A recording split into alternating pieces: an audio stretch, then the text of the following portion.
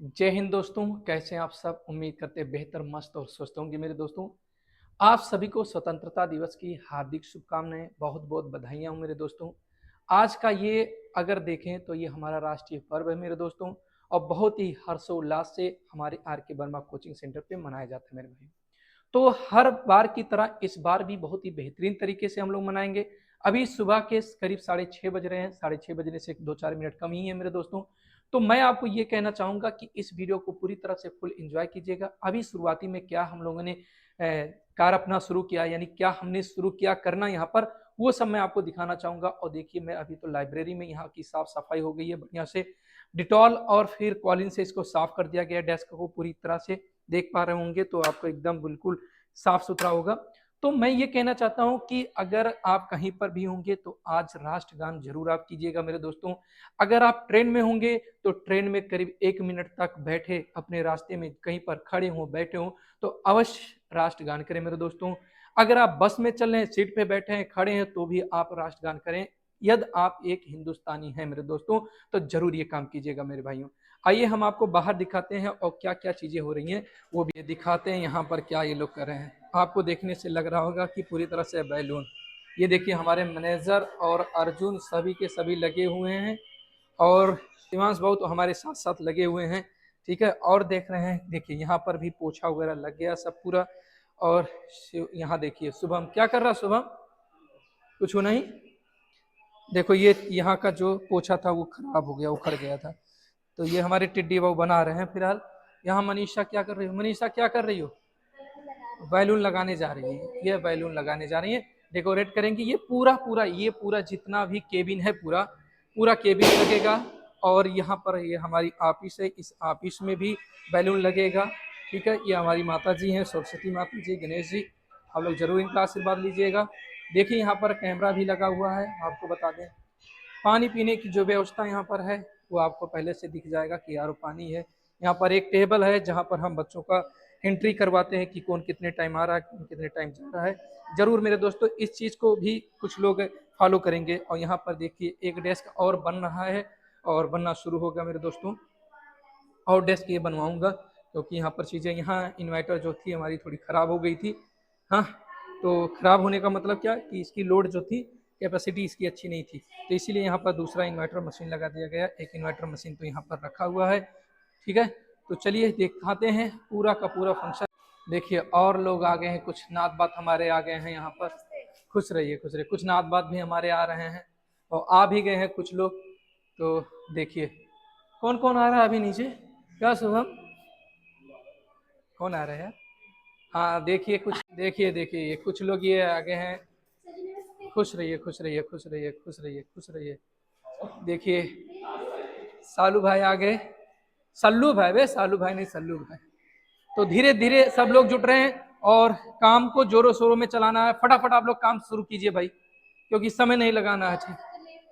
देखिए सभी स्टूडेंट इधर आ चुके हैं और एक बेहतरीन तरीके से सब लोग सजा रहे हैं। देखिए ये ऑफिस का कुछ लुक इस तरह से दिख रहा है आप लोगों को। देखिए ये हमारी ऑफिस है।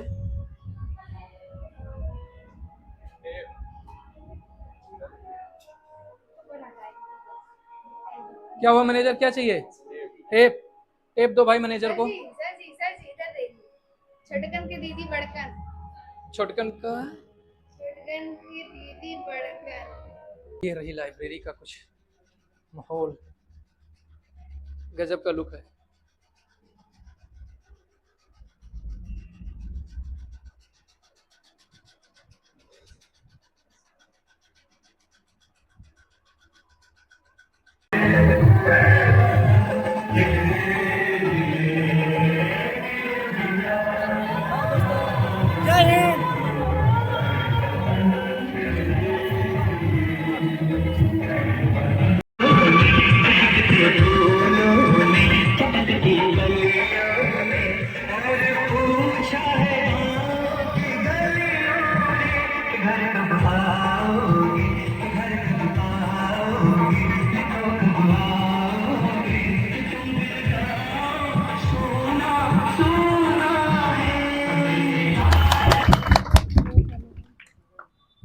जनगण मन अधिनायक जय हे भारत भाग्य विधाता। पंजाब सिंध गुजरात मराठा द्राविड़ उत्कल बंग विंध्य हिमाचल यमुना गंगा उच्चल जलधि तरंग। तब शुभ नामे जागे तब शुभ आशीष मांगे गाहे तब जय गाथा। जनगण मंगलदायक जय हे भारत भाग्य विधाता। जय हे जय हे जय हे जय जय जय जय हे। भारत माता की जय। भारत माता की जय। भारत माता की जय। 15 अगस्त अमर रहे 15 अगस्त अमर रहे 15 अगस्त अमर रहे महात्मा गांधी अमर रहे महात्मा गांधी अमर रहे महात्मा गांधी अमर रहे जवाहरलाल नेहरू अमर रहे पंडित जवाहरलाल नेहरू अमर रहे पंडित जवाहरलाल नेहरू अमर रहे। वंदे मातरम वंदे मातरम वंदे मातरम। वीर जवान। भारत माता की जय। वंदे मातरम वंदे मातरम वंदे मातरम। इंकलाब का नारा है हिंदुस्तान हमारा है इंकलाब का नारा है हिंदुस्तान हमारा है। मेरे आदरणीय गुरुजनों एवं मेरे प्रिय छोटे भाइयों बहनों, मैं आप लोगों के सामने एक गीत प्रस्तुत करने जा रही हूँ। इसमें जो गलती होगी छोटी सी भूल समझकर माफ कर देना। जो मेरे देश पे अपनी जान दे गए ऐसे वीरों को भूले न हम करते हैं उन सभी को नमन दिल से है उन सभी को नमन।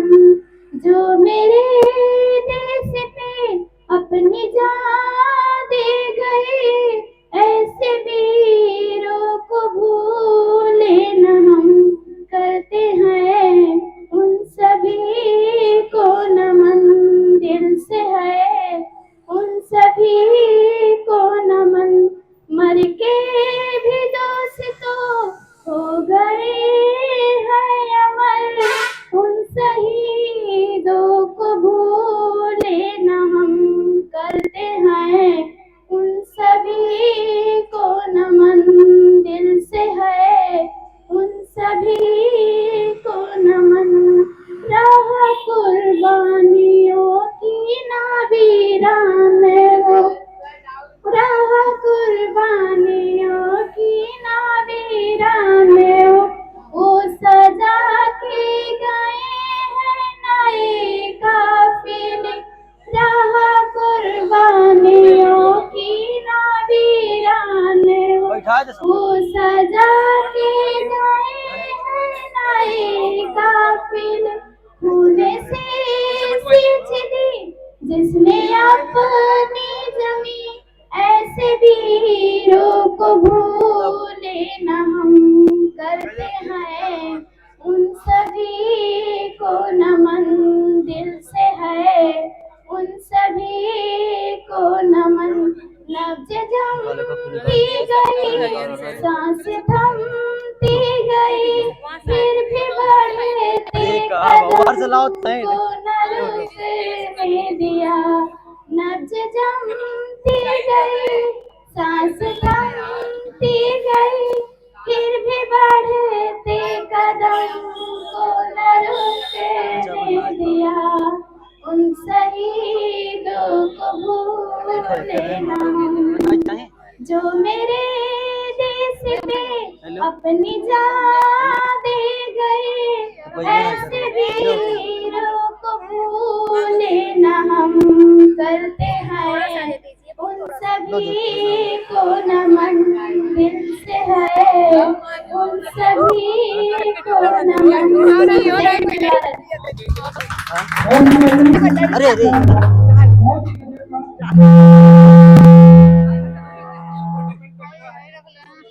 लोहा जितना तपता है लोहा जितना तपता है उतनी ही ताकत भरता है। अरे यादव को जितनी आग यादव। लगे वो उतना प्रखर निकलता है। हीरे ठीक है, को सुना, जितनी खाए बा? धार बाजू। लगेगा उतना खूब चमकता है। मिट्टी का बर्तन पकता है तो धुपन खूब खनकता है। बाबा, सूरज लिया जा। जैसा बनना है तो सूरज जितना जलना होगा, सूरज जैसा बनना उधर ही है तो नहीं। सूरज जितना जलना होगा। नदियों का आदत पाना है तो पर्वत छोड़ निकलना होगा। बहुत बेहतरीन, बहुत बेहतरीन। गजब। हम कुछ बातें देते हैं तो क्यों तो तेरा आश्रम होगी। विशाल भैया का लियो। हल होगा आज नहीं तो ये विशाल भैया। आज बहुत नहीं तो कल होगा, आज नहीं तो कल। बहुत बेहतरीन, गजब की लाइन तुमने कहा, सही बात है। ये उन बच्चों के लिए उन्होंने कहा कि जो अपनी सरकारी नौकरी की तैयारी कर रहे हैं, जब इंस्पेक्टर बन के लौटूंगा। जी हाँ दोस्तों, ऐसे बहुत से भाई होंगे जिनको जानकारी का अभाव होगा, जिनको यह मालूम नहीं होगा कि वास्तव में हम भी सरकारी नौकरी की तैयारी कर सकते हैं। बहुत से ऐसे भाई होंगे जो चौराहे पे बिता देते होंगे पूरा का पूरा दिन, मोबाइल के जरिए पढ़ने के लिए तो ले लिए, लेकिन माँ बाप से लेने के बाद उसका दुरुपयोग कर रहे हैं, रील देख रहे हैं, मूवी देख रहे हैं। और ऐसे भाई भी हैं जो उसी मोबाइल के जरिए अपनी इंस्पेक्टर की तैयारी कर रहे हैं, अपनी रेलवे की तैयारी कर रहे हैं, अपनी दरोगा की तैयारी कर रहे हैं। जी हाँ दोस्तों, हमारी आवाज अगर आप तक पहुंच रही है तो हाल ही में 12 अगस्त को आई है जो एसआई यानी दरोगा की आई, उसका भी प्रिपरेशन सभी बच्चे कर रहे हैं। अच्छी खासी आप सबकी हाइटें होती है, लेकिन आपके पास जानकारी नहीं होता कि वास्तव में मुझे पढ़ना कैसे है, क्या पढ़ूं, कैसे पढ़ूं। आज का दौर तो ऐसे चल रहा है कि एक ऑफलाइन टीचर की आपको जरूरत नहीं है। आप घर बैठे कुछ ही पैसों में, उतना पैसा कम कि जितना शायद आप कभी सोचे नहीं होंगे, जो पूरे 2 से 3 दिन में आपकी चाय के पैसे हो जाते होंगे, चौराहे पे आने जाने का खर्चा हो जाता, उतने में इनके और भाई सत्यम और सुंदरम 2 और थे, वो भी पढ़ने आते थे। आज इस बच्चे ने क्या कहा कि वो समय भी आएगा जिस दिन मैं इंस्पेक्टर बन के लौटूंगा। सही बात है, इस बच्चे की डेडिकेशन, पढ़ने का तरीका बहुत ही बेहतरीन है। और जो भी इनके सहपाठी है, 10-12 की संख्या इनकी जो है, वो भी बहुत ही शानदार पढ़ाई करते हैं। जैसे कि हमारी लाइब्रेरी पर एक यादव जी है जिनका नाम लौकुश यादव, वो भी बहुत ही अच्छा, उनका भी प्रिपरेशन बहुत अच्छा। आपको लग रहा होगा कि इन बच्चों का नाम क्यों लेना इसलिए है क्योंकि वास्तव में इनके अंदर वो छवि है, इसलिए इनका नाम लेना पड़ रहा है। ऐसे और भी बच्चे हैं जो नए बच्चे हैं, जैसे ऋषि चौधरी करके एक लोग हैं, वो भी बहुत ही बेहतरीन शानदार तैयारी उनकी भी चल रही है। देखिए दोस्तों, एक बात तुम्हें कहना चाहूंगा, जितने भी लाइब्रेरी ज्वाइन करने वाले स्टूडेंट हैं या करेंगे, उनको हमारी 4 बातें सुननी चाहिए, या ऐसे कोई गार्जियन जो हमारी बात सुन रहे हो उनको भी इन 4 बातों पर बहुत विशेषकर ध्यान देना। सबसे पहली बात उन स्टूडेंट के लिए है जो एक लाइब्रेरी ज्वाइन करते हैं, या एक अच्छे इंस्टीट्यूट पर पढ़ने जाते हैं, या एक अच्छे कॉलेज में पढ़ने जाते हैं। तो सबसे पहली बात है कि अगर कॉलेज जाते हैं तो आपके पास एक यूनिफॉर्म होगा, तो उसमें कोई भिन्नता नहीं होती। लेकिन लाइब्रेरी वाले स्टूडेंट इस बात को सुने, यदि आपको लाइब्रेरी में जाना है तो एक सिंपल और साधारण कपड़ा पहन के जाइए। हमारी बात को बहुत अच्छे से सुनिएगा मेरे भाई, आप एक सिंपल और साधारण कपड़ा पहन के ही जाए, जिससे ये दुनिया बहुत ही अजीब है, इसमें सोचने वालों की बातें बहुत अलग अलग तरह की, कोई पॉजिटिव सोचता है, कोई निगेटिव आपके प्रति सोचता है। तो उसी पॉजिटिव या निगेटिव की बातों को लेकर कभी आपके प्रति किसी अगले व्यक्ति का अट्रैक्शन ना हो, आपके प्रति उसका आकर्षण ना हो, ऐसा आप सिंपल और साधारण कपड़ा पहने। पहला पॉइंट ये आपको ध्यान देना। दूसरा पॉइंट यह है कि जिस सीट पे आप बैठ के पढ़ रहे हैं, उस सीट के लेफ्ट में भी कोई ना कोई बैठा होगा और राइट में भी कहीं ना कोई बैठा होगा। आप क्या पढ़ रहे हैं, क्या लिख रहे हैं, उस अगले व्यक्ति को क्या फर्क पड़ता है, इससे आपको कोई फर्क नहीं पड़ना चाहिए। अगर आप पढ़ रहे हैं तो आप क्या पढ़ रहे हैं, उस अगले व्यक्ति को, लेफ्ट या राइट बैठे व्यक्ति को कोई फर्क नहीं पड़ना चाहिए, ऐसा आप फील करेंगे कि उसको वो क्या कह रहा है, आपको भी नहीं फर्क पड़ना चाहिए। तीसरी बात जो सबसे ज्यादा और ध्यान देने की है, जब आप 3 से 4 घंटे की पढ़ाई कर लेते हैं तो वास्तव में जो मानव का यानी मनुष्य का जो ब्रेन होता है, उसकी कंसंट्रेशन करने की जो क्षमता होती है, एक बार बैठने पर 40 से 45 मिनट एक सब्जेक्ट पे कंसंट्रेशन होता है। 40 से 45 मिनट के बाद उनके ब्रेन में किसी एक सब्जेक्ट के प्रति अट्रैक्शन या कंसिस्टेंसी खत्म होने लगती है। मतलब वो अपनी चीजों से जो कॉन्सेप्ट पढ़ते हैं उससे आप विचलित होने लगते हैं। तो जब भी ऐसे आप अल्टरनेट सब्जेक्ट पढ़ते हैं तो उस अल्टरनेट सब्जेक्ट के अकॉर्डिंग आपको ध्यान देना है कि जब 3 घंटे आपके पूरे हो जाएं, 2 घंटे आपके पूरे हो जाएं, तो आप अगर चाय की दुकान पे अगर आपको चाय पीना है तो आप चाय की दुकान पर अगर जाते हैं तो ओनली 1% बन के जाइए। क्योंकि आप चाय पीने जब जाते हैं तो आपके साथ 2 बच्चे 3 बच्चे जब जाएंगे तो आप चाय पीने के साथ साथ आप तरह तरह की बातों में उलझ जाएंगे और आपका समय वहां पर ज्यादा से ज्यादा खर्च होगा। अगर आप 6 घंटे की लाइब्रेरी ज्वाइन किए हैं तो मानते हैं 2 शिफ्ट में अगर आप चाय पीने जाते हैं 1 शिफ्ट तो कम से कम 1 घंटा आपका बर्बाद होगा। आपके साथ अगर 2 से 3 लोग जाते हैं तो जब कभी भी आप जाइए तो आपका इसमें 2 फायदा है। सबसे पहला फायदा क्या है कि आपका समय बचेगा। आप गए चाय लिए पिए 2-4 मिनट वहां बैठे उसके बाद आप चले आएंगे, क्योंकि आपके साथ आपका कोई ऐसा सहपाठी नहीं होगा कि जो आपसे किसी मुद्दे पे बात करने के लिए कहे, किसी क्वेश्चन पे डिस्कस करने के लिए कहे, किसी अलग साइड की हमारे बगल का लड़का जो बहुत ज्यादा पढ़ता है ऐसा कोई डिस्कशन नहीं करेगा, तो आप चले आएंगे। दूसरा फायदा है कि जब आप 3 से 4 लोग जाएंगे, चाहे तो आप पेमेंट हो सकेगा, आप आपका दोस्त है तो आप सोचेंगे यार चलो इसका भी पेमेंट कर देते हैं, आपका पैसा भी बचेगा। ये सच्चाई। चौथी बात जो आपको करनी है वो चौथी बात ये ध्यान देनी है कि अगर लाइब्रेरी आप ज्वाइन करते हो, मोबाइल लेकर आप आते हो, तो मैं जहां तक आपसे यही कहूंगा कि इस मोबाइल को फ्लाइट मोड पे लगाइए, क्योंकि आपके मोबाइल पे फोन ना आए। हमारे पास वाईफाई है या लाइब्रेरी पर वाईफाई रहती है, उस वाईफाई का आप यूज करके आराम से आप पढ़ सकते हैं। ऑनलाइन बैठे आप पढ़ रहे हैं तो उससे पढ़ सकते हैं। उसमें इंस्टाग्राम, फेसबुक जैसी जो भी ऐप आप रखते हो, लाइब्रेरी में एंट्री करने से पहले उसको अनइंस्टॉल करना, फिर आप उसको इंस्टॉल कर लीजिएगा, लेकिन लाइब्रेरी में अंदर जाते ही अनइंस्टॉल करना। आपको इतना पर्याप्त डाटा हमारे पास है कि आप उसको यूज कर सकते हैं, कोई दिक्कत नहीं है। कुछ बच्चों का एक सवाल होता है, ये 4 बातें मैंने बताया, आप इन 4 बातों पर अमल कीजिएगा। कुछ बच्चों का पूछना होता है, जैसे हमारे YouTube चैनल पर, इंस्टाग्राम पेज पर भी कई लोगों ने मैसेज किया कि सर पढ़ने का अगर मन ना करे तो क्या करें। ये हमको लगता है जितने भी स्टूडेंट होते हैं लगभग उतने स्टूडेंट में 99% लोगों का सवाल है कि सर कभी कभी पढ़ने का नहीं, कभी मन किया पढ़े, कभी मन किया तो नहीं पढ़े, सर मन करता नहीं पढ़ने का। तो मैं इसका सबसे आसान जवाब आपको दूंगा कि जब भी आपको पढ़ने का मन ना करे तो सिर्फ एक बार अपने माँ बाप का चेहरा ध्यान दीजिए, सिर्फ उनका एक बार चेहरा ध्यान दीजिए, आपको महसूस हो जाएगा कि मुझे पढ़ना नहीं है या पढ़ना है। आप अपने लिए नहीं पढ़ोगे, अपने उस माँ बाप के लिए पढ़ोगे। वो माँ बाप ये चाहते हैं कि हमारे घर में भी सरकारी नौकरी आए। अगर गांव में किसी फलानी नाम का व्यक्ति है, उनका लड़का अगर नौकरी पाया होगा तो आप जानते होंगे उनके माँ बाप बड़ी ठाठ से रहते हैं। आपके माँ बाप का भी सपना होता है कि हमारा लड़का सरकारी नौकरी पाए, और उसी ठाठ से हम भी जीना चाहते हैं जिस तरह से हमारे गांव के फलाने जी जी रहे। फिर देखिए अपने माँ बाप के बारे में सोचिए कि जब आप रेलवे जैसे एग्जाम को देने के लिए बरेली जैसे शहर में जा रहे हैं, जो कि यहाँ से करीब 450-500 किलोमीटर दूरी है, अगर बच्चा वहां जा रहा है, जिस मशक्कत से वहां परेशानियों से जाना पड़ता है, शायद जो स्टूडेंट जाता होगा वो जानता होगा। उस चीज को सोचो कि मुझे अगर बरेली, गोरखपुर, लखनऊ ऐसे शहरों में जाकर पेपर देना पड़ रहा है और इतनी प्रॉब्लम को झेलते हुए देना पड़ रहा है, तो इतनी मेहनत करो कि अगली बार तुम्हें पेपर देने जाना ही ना पड़े। पहली बार में ही सिलेक्शन लेगा, दूसरी बार में सिलेक्शन लेगा, लेकिन तीसरी, चौथी, 5वीं बार मत जाओ। इतना शानदार तैयारी आपको। जो बच्चा सोचता है नहीं यार मन ही नहीं करता पढ़ने का, अपने माँ बाप की वो परेशानी सोचो, जब नया कोई त्योहार आया और नए कपड़े नहीं मिल पाए, अपने माँ बाप को देने के लिए कोई मिठाई नहीं लाने की व्यवस्था है आपके पास, वो चीज सोचो कि अगर दिवाली जैसे त्योहार आए और उस दिवाली जैसे त्योहार में अपने माँ बाप के लिए, अपने भाई बहन के लिए अच्छे कपड़े, मिठाइयां भेजो, कैसा फील करोगे ये सोचो।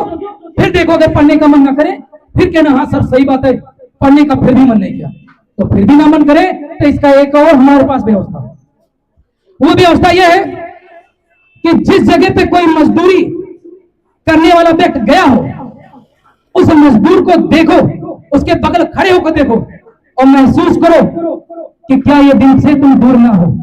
सच बात है, अगर आपको पढ़ने का मन नहीं है तो उस दिन से आप दूर नहीं हो जिस दिन वो आपका आएगा, जिस दिन वो पलड़ा आपको उठा के, वो भारी सामान आपको उठा के उस आदमी के अंडर में काम करना ना पड़े।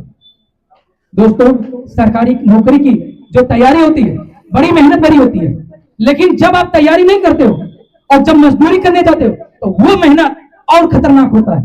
फिर उस मेहनत से कई गुना कम मेहनत आपको सरकारी नौकरी में करनी थी, लेकिन आपने नहीं किया तो वो मेहनत आपको करनी पड़ रही है। और फिर आपके दिमाग में ये आता है कि काश मैं अगर उस समय मेहनत कर लिया होता तो ठीक था। लेकिन समय का खेल देखो, वो समय आप बैक में नहीं आ सकते, और जब वो समय आपका बैक नहीं हो सकता तो आपको सरकारी नौकरी नहीं मिलती। तभी हर मुंबई कमाने वाले, दिल्ली कमाने वाले, अलग अलग प्रांतों में कमाने वाले हमारे माता पिता यही कहते हैं कि बेटा तू अच्छे से पढ़। इसीलिए छोटे बच्चों की एडमिशन इंग्लिश मीडियम में करवा देते हैं, ताकि हम जहां पर जॉब करते हैं, जहां पर हम मजदूरी करते हैं, हमारा जो इंजीनियर होता है, जो जेई होता है, आके 2 गाली देके चला जाता है और पता तक नहीं चलता कि क्या गाली देके कर गया। बास्टेड कह देगा आपको पता नहीं चला। उसी बात से जब 2, 4, 10 दिन, 15 दिन बाद उन चीजों को सुनते सुनते महसूस होता है कि ये तो एक गाली थी, ये अंग्रेजी में गाली दिया। इसलिए कहते हैं कि हमारा लड़का इंग्लिश मीडियम में पढ़े, चाहे वो अपने लिए एक फटी हुई बंडी पहनते हों, लेकिन आप इंग्लिश मीडियम में पढ़ाते हैं। तो मैं आप सभी से निवेदन करना चाहूंगा कि सभी के मन में ये बात जागनी चाहिए कि एक बेहतरीन तरीके से आपको पढ़ना, शानदार तरीके से पढ़ना, मजदूरी नहीं करना आपको, क्योंकि जिस दिन आप मजदूरी करेंगे वो मेहनत आप नहीं झेल पाएंगे। क्योंकि आज का जो जनरेशन चल रहा है इसमें कोई भी युवा मेहनत नहीं कर पाएगा। जितनी हार्ड, जितनी कठिन परिश्रम हमारे माता पिता बाहर के प्रांतों में, पिताजी, बड़े भैया कर रहे हैं, उतनी बड़ी मेहनत तुम नहीं कर पाओगे, क्योंकि लगातार 12वीं तक तुम पढ़ रहे हो, उस 12वीं तक में तुम्हारा कोई एक्सपीरियंस नहीं हुआ है काम करने का, हार्ड वर्क करने। हम लोग किसान के घर के हैं। वो समय था जब खेतों में 4 कोने होते थे और उन 4 कोनों को गोड़ने के लिए हम ही लोग जो 9वीं 10वीं के ग्राउंड में पढ़ते थे जाते थे। आज वो भी मौका हमारे हाथों से छिन गया, जब से कोन गोड़ने जैसा प्रक्रिया खत्म हो गया, उसके भी आर्टिफिशियल कोई सिस्टम बन गया जिसके जरिए से वो भी खत्म। तो आपको मेहनत ना करने से अपंग बना दिया गया। तो कम से कम जो मेहनत आपको करना अपने ही क्षेत्र में कर लो, अपनी पढ़ाई के ही क्षेत्र में कर लो, ये सबसे बड़ी बात आपके लिए। और एक संदेश सभी भाइयों को देना चाहूंगा कि जो हमारी संस्था है आर.के. वर्मा कोचिंग सेंटर, लगातार जो यूपी बोर्ड के रिजल्ट आते हैं, हर बार आपको बेहतर रिजल्ट हमारे यहाँ से मिलता है। आप सभी के संपर्क में कोई छोटा भाई हो, बहन हो जो क्लास 12 तक की पढ़ाई करना चाहता है, चाहे हिंदी मीडियम हो चाहे इंग्लिश मीडियम हो, उनकी व्यवस्था हमारे पास है और बेहतर रिजल्ट हमारे पास है। इंटर में 88-89% तक, हाई स्कूल में 92-93% तक हमेशा हमारे यहाँ से जाते हैं। मैं अपने सभी जितने भी स्टूडेंट आते हैं, सभी स्टूडेंटों को अपने घर की तरह बड़ा भाई बन के उनका मैं ख्याल रखता हूँ और उसी तरीके से मैं उनको पढ़ाता हूँ। हमारी लाइब्रेरी जब ओपन हुई थी अक्टूबर में, तो उस समय लड़कों ने ज्वाइन किया और उस बीच एक नीट में और एक IIT में 2 स्टूडेंट हमारे यहाँ से सिलेक्शन हुए। क्यों? क्योंकि उनका डेडिकेशन इतना शानदार था। और देखिए, सबसे बड़ी बात होती है कि लाइब्रेरी में देखभाल करने वाला एक व्यक्ति होना चाहिए, जो आपको आपका बड़ा भाई बन के, एक पिता के समान बन के आपकी चीजों पर ध्यान दे कि आप पढ़ रहे हो या क्या कर रहे हो। नहीं पढ़ रहे हो तो जाके आपको देखे कि क्या दिक्कत है, आपकी परेशानी पूछिए।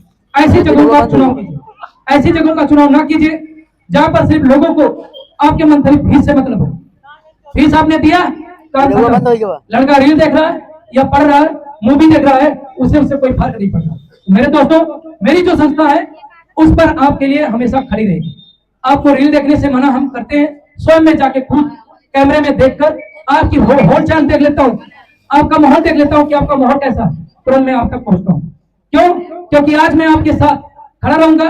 हो सकता है आपको अटपटा लगे, बुरा लग सकता है कि यार आके मुझे इंटरप्ट कर देते हैं, लेकिन मेरे दोस्तों वो आपके अंदर की निगेटिव फीलिंग है। अगर ऐसा ना होता तो आप घर पे तो भी पढ़ सकते थे। क्या जरूरत था लाइब्रेरी ज्वाइन करने की? घर पे पढ़ सकते थे, लेकिन आपको डर था कि लाइब्रेरी ज्वाइन इसलिए कर रहा हूँ, नहीं तो घर पे मम्मी पापा अगर देख लेंगे तो कहेंगे पढ़ने से ज्यादा रील देख रहा, मूवी देख रहा है। तो वही तो मैं भी कर रहा हूँ यहाँ पर, वही चीज तो मैं भी आपको रोक रहा हूँ। मत देखो, सिर्फ करना है तो पढ़ाई करो, नहीं मन कर रहा नीचे आके थोड़ा सा घूम डालो, चौराहे पे आके थोड़ा सा इधर उधर घूम लीजिए। बस घूमने का पर्पज 5 से 10 मिनट, और ब्रेक लेना तो 15 मिनट से ज्यादा ब्रेक नहीं, क्योंकि हर सरकारी नौकरी करने वाले व्यक्ति को 15 मिनट से ज्यादा का रेस्ट नहीं मिलता है। लेने को लो आधे घंटा ले ले या पूरा छुट्टी मार दे, उससे कोई फर्क नहीं, लेकिन 15 मिनट से ज्यादा की छुट्टी आपको नहीं लेनी, ऐसा वो मेंशन किया रहता है। तो इस बात को मैं यहीं पर विराम करूंगा। इतनी चीजें अगर आप सबको समझ में आई है तो बहुत अच्छी बात है, नहीं आई है तो समझने की कोशिश करना पड़ेगा आपको, क्योंकि तभी आप में बदलाव आएगा। और उस चीज को यहीं पर विराम करते हुए